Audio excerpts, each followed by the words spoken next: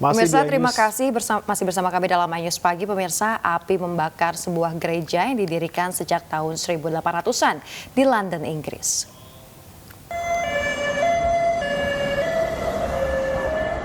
Sekitar 80 petugas pemadam kebakaran dikerahkan untuk memadamkan api di gereja Saint Mark di St. John's Wood. Api berhasil dijinakkan dengan cepat dalam kebakaran yang terjadi hari Jumat waktu setempat. Petugas menyebut tidak ada korban luka maupun korban jiwa dan belum diketahui apa penyebab terjadinya kebakaran.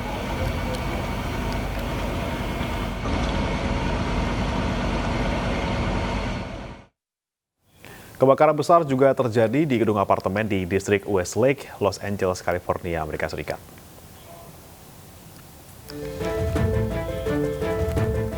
Departemen Pemadam Kebakaran Los Angeles menyebut api pertama kali muncul pada pukul 17:15 Kamis waktu setempat.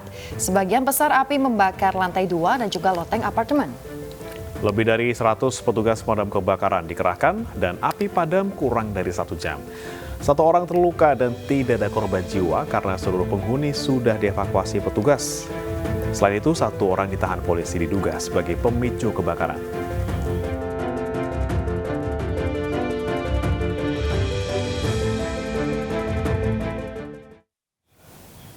Pemirsa, banjir melanda kota Auckland, Selandia Baru usai diterjang hujan deras dan cuaca buruk. Hujan deras dan cuaca buruk yang terus melanda Auckland, Selandia Baru membuat banjir merendam sejumlah rumah hingga kendaraan pribadi warga. Petugas responden pertama dikerahkan untuk mengevakuasi warga. Media lokal menyatakan peringatan cuaca buruk telah dikeluarkan untuk sebagian pulau di wilayah utara Selandia Baru. Peringatan ini dikeluarkan hingga pukul 19.00 waktu setempat di Auckland.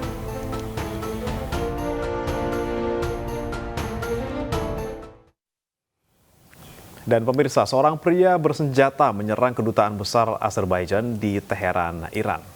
Akibatnya 1 petugas keamanan kedubes tewas dan 2 orang lainnya luka. Kementerian Luar Negeri Azerbaijan menyebut pelaku menerobos pos jaga, membunuh kepala keamanan menggunakan senapan serbu Kalashnikov dan melukai 2 orang lainnya. Kepolisian Teheran menyatakan telah menangkap pelaku dan sedang menyelidiki motif penyerangan yang diduga karena masalah pribadi. Terkait serangan ini, Kemlu Azerbaijan akan mengevaluasi staf kedutaan di Teheran.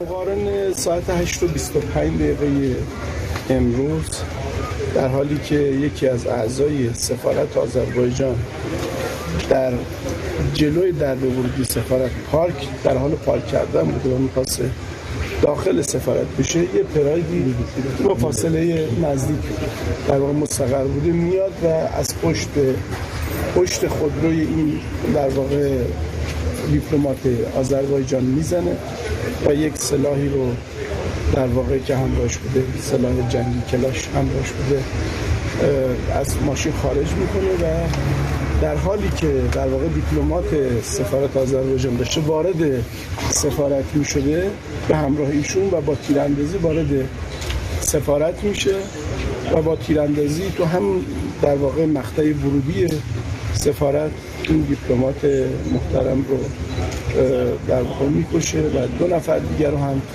مجروح و مضروب میکنه. این فرد الان دستگیر شده در اختیار پلیس. انگیزش رو هم میفرد. Kita ke berita berikutnya, pemirsa. Pemirsa dan Bre, tahu nggak nih bahwa di Inggris ya ada yoga jenis baru yang melanda Inggris saat ini dengan nama Puppy Yoga. Gitu. Puppy Yoga? Nah, iya seperti namanya, Puppy Yoga ini berarti yoga bersama anak anjing. Penasaran nggak kayak gimana keseruannya? Berikut liputan selengkapnya. Selamat datang di dunia Puppy Yoga. Berbagai pose dilakukan seperti yoga pada umumnya, namun semuanya dilakukan dengan para anak anjing yang berlari dan bermain dengan bebas.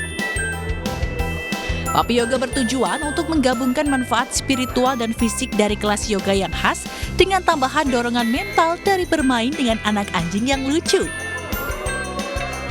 Kelas yoga ini terbilang cukup sulit, bahkan bagi para guru yang mengajar. So I'd say some of the difficulties are that it's hard to focus because obviously they're adorable, so you can't not look at them. But also the little nibbles that they give you, or maybe they're climbing on you, is sometimes a bit of a practice. But it's a beautiful practice. Be self-aware more than anything. But overall, it's really fun and games more than anything. Puppy Yoga sendiri mulai muncul di Liverpool pada bulan April 2022 dan cepat menyebar ke Manchester, Leeds hingga Birmingham.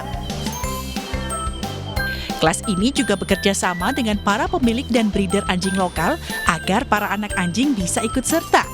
Tidak hanya bermanfaat bagi para partisipan, Puppy Yoga juga dapat membantu anak anjing untuk bersosialisasi sebelum mereka menemukan rumah baru atau bahkan bisa saja bertemu dengan calon pemilik baru mereka.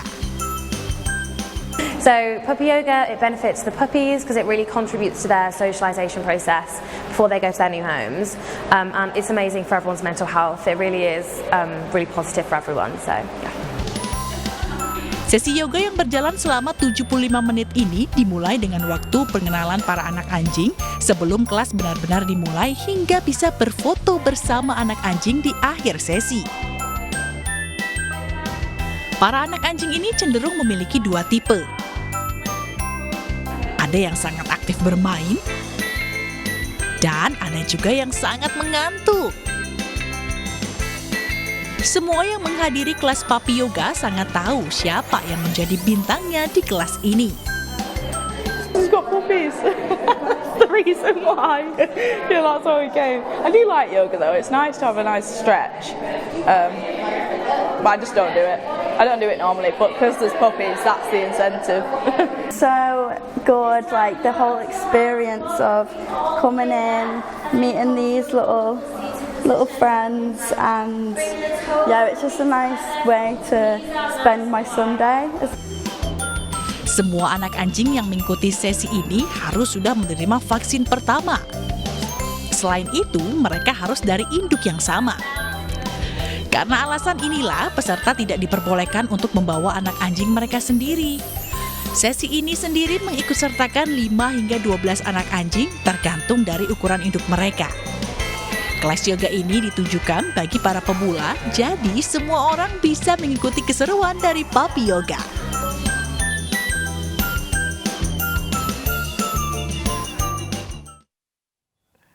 Ya lucu ya lihat anjing kayak gitu, jadi ingat sama tetangga saya yang punya anjing gitu, kayak orang Selucu Betawi itu kah? gitu. Lucu banget. Lucu banget. Orangnya juga lucu. Iya gitu. loh. Kalau kamu punya tetangga orang mana nih?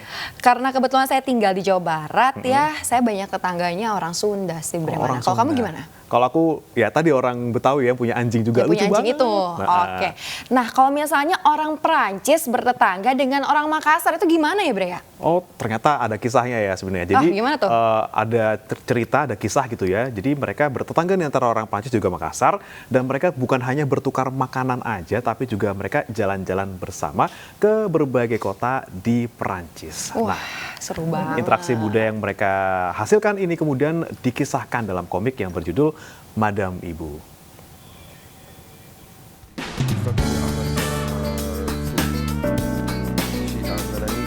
Indonesia boleh jadi bukan negara yang populer bagi masyarakat Prancis. Berbeda dengan orang-orang Belanda yang kebanyakan mengenal Indonesia secara geografis, serta sejarah dan kuliner.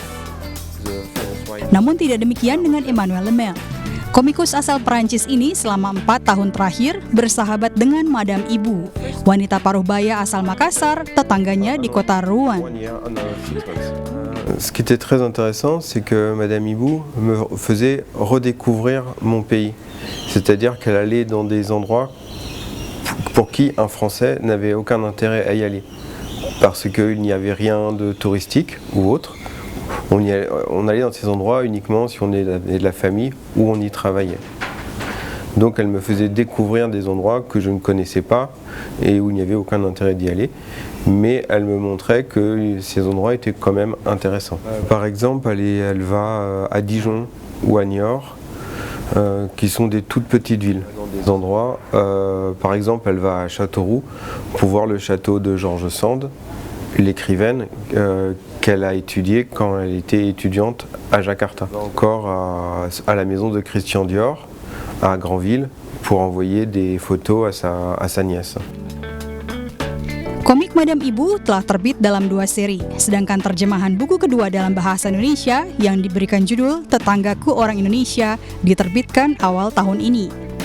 Of having Emmanuel Lemaire coming to Indonesia after writing these 2 books was for him to also discover the country that was the main character of his comics. So this was a first step. Now it's done. He's staying in the country for a substantive amount of time because 2 months is quite large. He's going to have the time to meet with several communities, also kind of immerse himself, make some drawings. Lemaire akan mengadakan pameran dan workshop di sejumlah kota seperti di Jakarta, Medan, Bandung, Semarang, Surabaya, Bali, dan Makassar, mulai 21 Januari hingga 17 Maret mendatang. Komik Madam Ibu saat ini baru tersedia di Perpustakaan Kebudayaan Prancis IFI, sementara terjemahannya dalam bahasa Indonesia diterbitkan oleh Rotasi Books dan bisa dibeli secara online. Dari Jakarta, Wela Charlita, Dimas Winar, iNews melaporkan.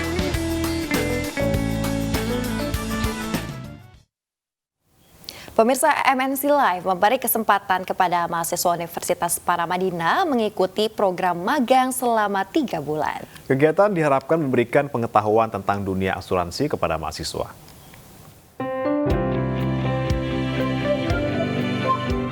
PT MNC Life Assurance MNC Life menjalin kerjasama dengan Universitas Paramadina. Kerjasama tertuang dalam Memorandum of Understanding MOU yang ditandatangani kedua belah pihak. Dalam kerjasama, mahasiswa Universitas Paramadina diberi kesempatan untuk magang di MNC Lab selama 3 bulan. Program ini untuk mengenalkan dunia asuransi kepada mahasiswa dan membentuk mereka untuk siap terjun ke dunia kerja. Di mana nanti mulai dari basic atau ilmu pengetahuan dasar tentang ilmu asuransi hingga bagaimana menjadi entrepreneur atau pengusaha di bidang industri asuransi. Tidak hanya kognitif yang mereka kembangkan, tapi juga skillsnya, kompetensinya, dan juga kemampuan emosionalnya yang harus dijaga gitu ya. Karena dalam menjalankan setiap tugas itu tidak mudah gitu ya. Selain membuka kesempatan magang bagi para mahasiswa, Universitas Paramadina juga berkeinginan para tim peneliti dari kampusnya bisa berkesempatan melakukan penelitian di MNC Live. Tim Liputan iNews melaporkan. Pemirsa, tunggal putra Indonesia Jonathan Christie melenggang ke semifinal Indonesia Masters 2023. Tetaplah bersama kami dalam iNews Pagi.